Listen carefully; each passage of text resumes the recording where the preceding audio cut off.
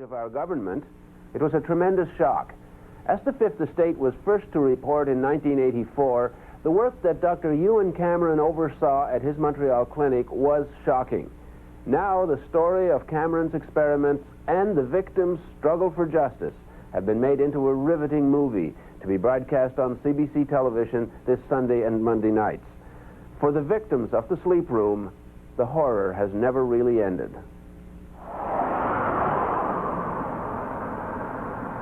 Even if you don't know the history of the Allan Memorial Institute in Montreal, it looks like a natural setting for a movie.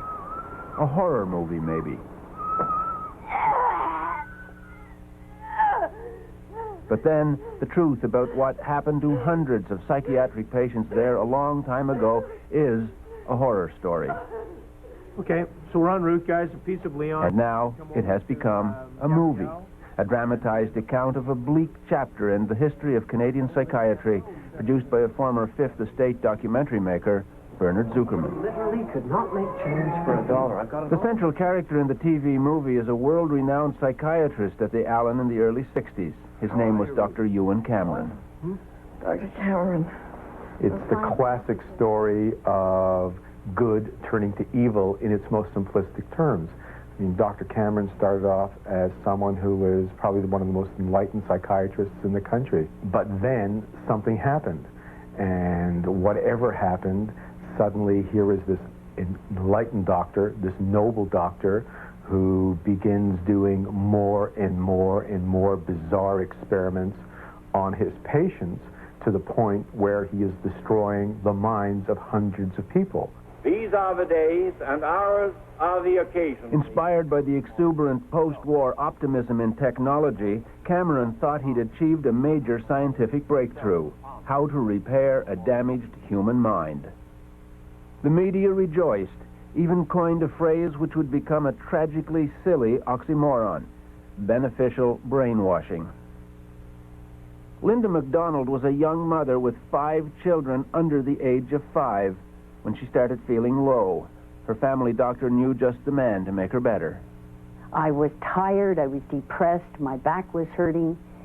And so he said to the children's father, why don't you go to Montreal and visit this Dr. Ewen Cameron, this famous man who has all of these accolades, and have an assessment. So we went. My medical file even says that I took my guitar with me. And that was the end of my life. Within 3 weeks, Dr. Cameron decided to call me an acute schizophrenic and ship me up to the sleep room. How long did they put you to sleep for? I was in a coma for 86 days.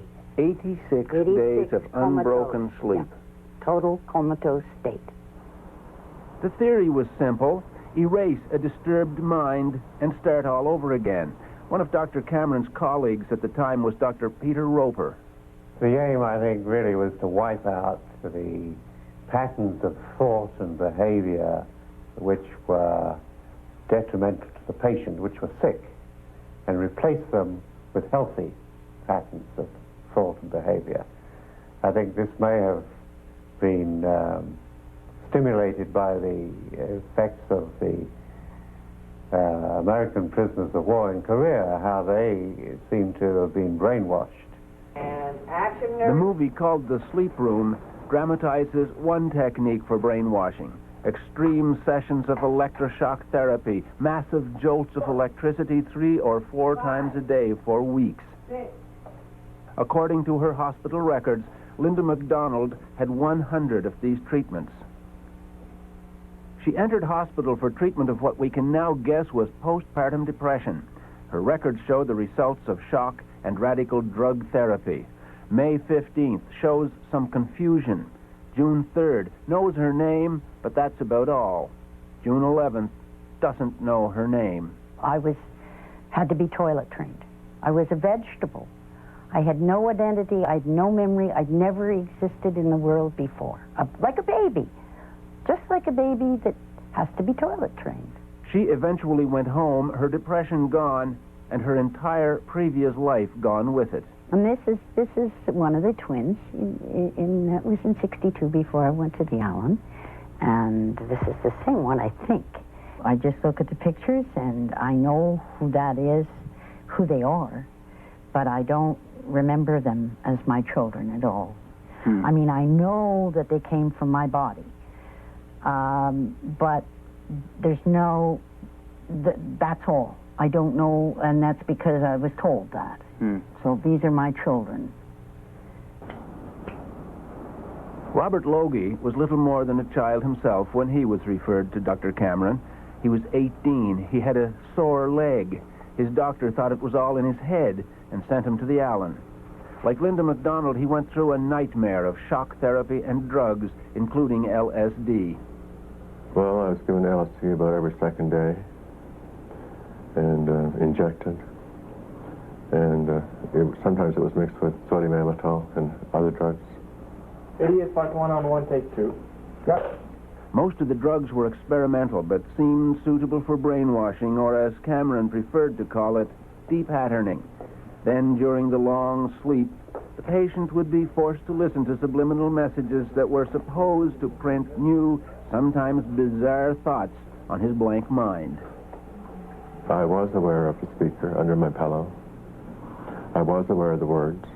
Which were? You killed your mother. You killed your mother. Yeah. Who was alive and well. Who was alive and well. And over and over again, this voice is... well, like I say, it takes about 2 seconds to say that message. And this was going on for 23 days. And when I went home, after being there, and when I went home, my mother was there, and why was she there? And it didn't make any sense. So what was going on here? Dr. Ewen Cameron was at one point head of the World Psychiatric Association and is still admired by some of his former colleagues. Dr. Peter Roper. What is the possibility that we had a good, well-motivated man whose ego and ambition took charge of his professionalism and led him into some fairly dark places?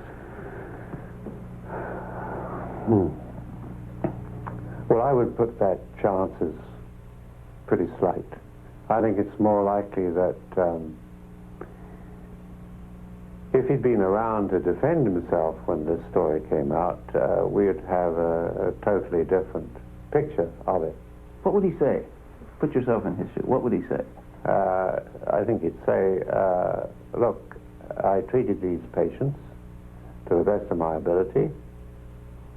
I didn't get all of them well, but most of them I got better than they were. A travesty, I agree. But in the movie, Dr. Cameron will not come off so well. They're your patients. Most of these people were discharged as cured. It accurately shows that many of his patients, inaccurately diagnosed as schizophrenics, were permanently damaged by his methods. Eventually, even Cameron had doubts about his experiments. He left the Allan in 1964, died of a heart attack 3 years later. By then, the hospital had quietly abandoned the experiments. Destroy these people for nothing. You can't just walk away from this, Cameron. It'll come out and it'll ruin you. You can't walk away. Nobody knows for sure exactly how many people Dr. Cameron and his colleagues exposed to the program of chemical and electroshock treatment they called de-patterning and psychic driving, a process which some experts have since called barbaric. But many years would pass before there would be any public or official acknowledgement of what those damaged patients had been through.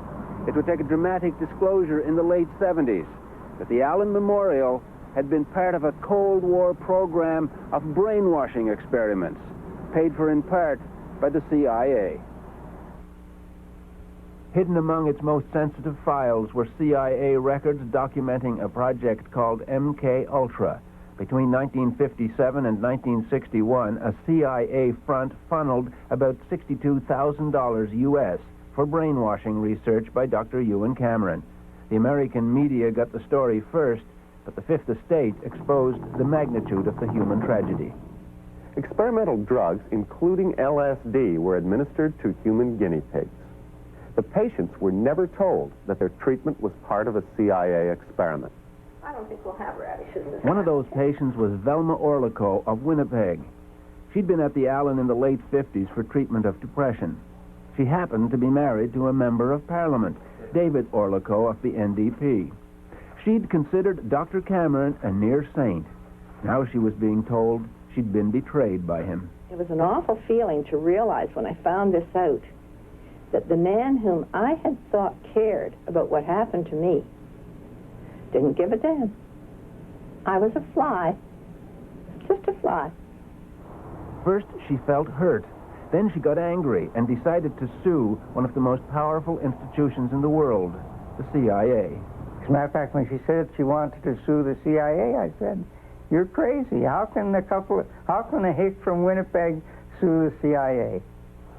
But she did, along with 8 other former patients, a massive lawsuit that would consume many years and become an obsession for a distinguished American civil liberties lawyer named Joseph Rao. Cameron, all he did was what the CIA was in effect asking him to do, and what he said he was going to do, and he did it. Rao and a young assistant named James Turner knew they were up against a formidable opponent in the CIA, but they thought the odds would be evened a bit by help from a natural ally. They were in for a disappointment. But we expected to have a very potent ally in the form of the Canadian government. And unfortunately, instead of helping their own citizens because the Canadian government was worried about its possible liability, the Mulroney government, in effect, stabbed its citizens in the back at every turn in the litigation. Ottawa actually helped suppress a key piece of information, evidence that CIA officials at the U.S. Embassy had actually apologized to the Canadian government when the CIA experiments were first revealed. Jim Turner is still flabbergasted. You got to understand how important these apologies and expressions of regret were. This is an admission. This is legally admissible in court because it is one of the parties to the litigation saying, "I did something wrong and I'm sorry I did it." That is prima facie evidence of negligence and of wrongdoing that goes a long, long way to bringing the case to a timely conclusion instead of the protracted 10 years of litigation that we had. And action. Mr. Mulroney. The movie underscores the impact of Ottawa's refusal to give the lawyers details of the CIA apology. The lawyers eventually upped the ante on the Fifth Estate. And action? Tonight on the Fifth Estate, startling revelations about the activities of the CIA in Canada. With the publicity wave gathering momentum and the strength of the victim's case becoming more apparent, the CIA caved in the day before the trial was to begin. They settled out of court for $750,000. At the time, it was the largest settlement the CIA had ever awarded, and it provides a dramatic finale for the movie. Because we made them. They couldn't beat us. We won. You write that down, mister. Producer Bernard Zuckerman says, besides the financial terms, this was a major moral victory. Here you've got 9 little Canadian victims taking on probably the most powerful institution in America, the CIA, and these little Canadians, they win. They get the CIA to settle and give them money and, in effect, an apology saying what we did is wrong. The movie ends with a CIA settlement, but the story didn't end there. Troubling questions would persist, especially about the government of Canada. So why was Ottawa so ambiguous when it came to helping some Canadian citizens get compensation from Washington for what they endured in a program that was inspired mostly by American Cold War fears? Well, the answer was simple. The government of Canada was even more deeply involved in the Allan Memorial experiments than the Americans. Dr. Cameron's experiments were funded to the tune of $500,000 by the Federal Department of Health and Welfare during the 50s, and the funding didn't stop then. They kicked in over $51,000 after the CIA project ended in 1961, which was when a young, stressed-out mother named Linda MacDonald became part of the Allan Memorial story. When she discovered that her own government had been funding brainwashing experiments on her, she made a dramatic decision. You decided to take on the government of Canada. Oh, sure. Well, hey, considering what I'd already been through, that was a snap. You know, what else? Why not? It must have become obvious to you fairly quickly that you were ramming your head into a brick wall. Yes. I'm stubborn, too. It got to the point where every time, whether it was John Crosby or Raina Titian or then the Honorable Kim Campbell, it got to be, you guys, we're gonna stay alive. And I said that to Brian Mulrooney, too. If you think I'm going away, you've got another thing coming. I'm not going to go away. I finally discovered... Linda MacDonald would hound the federal government for 4 years before finally in 1992, Ottawa grudgingly agreed to compensate her and some of Dr. Cameron's other victims $100,000 each in exchange for signing away the right to sue the government or the hospital. But it was an ambiguous victory. Ottawa refused to acknowledge any wrongdoing at the Allan, a conclusion backed up by a legal review of what happened there. The report by a prominent progressive conservative lawyer relied partly on expert advice from Dr. Frederick Grunberg, one of Quebec's leading psychiatrists, who made two controversial assertions: that patients hadn't suffered irreparable harm and that they had consented to the treatment. Well, what I meant is that the patients who were admitted at the Allan Memorial Institute were patients who went in voluntarily. So the sort of consent they gave is what was went on was a sort of general consent to the hospital. The sort of consent that was given for surgery or for any other procedure. Consent had nothing to do with it. Dr. Cameron did not describe the treatment. He did not clarify. He did not give any way, shape, or form any kind of a hint of what was going to happen. That's not consent. And I don't even know whether he talked to me because I'll never remember anyway. Dr. Grunberg shares a widely held view in his profession about the legacy of Dr. Ewen Cameron. I think he was a misguided man. He worked on a sort of a poor theoretical basis, and I think he was imprudent, considering. But I am convinced, and I'm still convinced, that he really wanted a therapeutic breakthrough.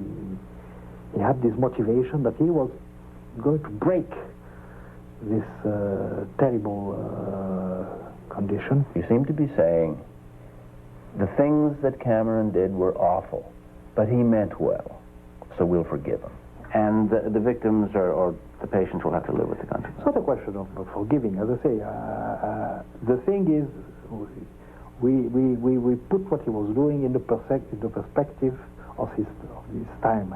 And a lot of awful things were going on. A lot of people are saying, considering the accepted practice and the science available at the time, this was an appropriate thing to do to you. What? It wasn't treatment, if that's what you're suggesting. It wasn't treatment for anything, not a toenail or anything. It was out-and-out guinea pigs for brainwashing experiments. That's what it was. It's been more than 33 years since the Allan put an end to the practices initiated by its most notorious doctor. It has recovered its world-class reputation as a leader in the treatment of mental illness. Dr. Peter Roper was dismissed from the Allan 2 years after Dr. Cameron left. One of the reasons, he insisted on following Dr. Cameron's technique. Did you argue strenuously to continue the depatterning of your patients? Well, I felt that I had a duty to my patients to give them the best possible treatment. And if there were some that were not responding to any other form of treatment, the only thing left was depatterning for them, then I felt that it should be done. You sound almost nostalgic for the 50s and 60s. Oh, no, it's not nostalgia. It's a question that I think that bothers a lot of doctors, and it's rather sad if they're prevented from having that treatment because of administrative political or other reasons which had nothing to do with good medical practice. For Linda MacDonald, good medical practice in 1963 turned an emotional crisis into a horror that would haunt a lifetime. Here we are. This feels strange. This spring, she returned to the Ottawa High School, where she graduated in 1957. Hi, Linda. I'm Ann Argue Highland. How are you? Hi. I was in the Liars Club. I don't know if you remember. I don't remember at all. No, I guess not.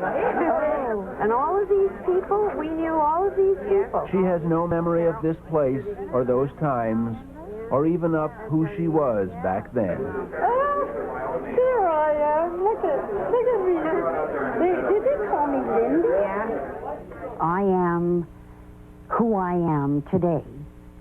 My family tells me that I am very much like the Linda that they knew when I was growing up. Gregarious, always talking.